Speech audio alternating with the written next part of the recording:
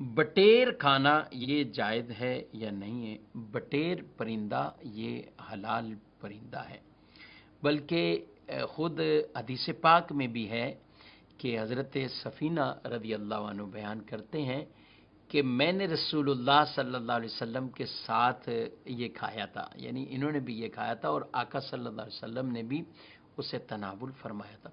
तो ये परिंदा ये हलाल परिंदा है। परिंदों में से वो परिंदे जो अपने पंजों वाले हों और वो पंजों से शिकार करते हों।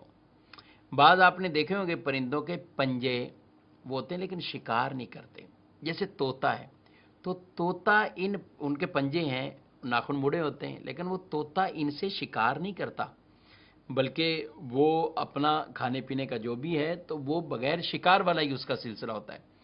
तो वो परिंदे जो अपने पंजों से शिकार करते हैं वो परिंदे हराम होते हैं। जैसे चील है, बाज है, ये ऐसे परिंदे हैं तो ये हराम है।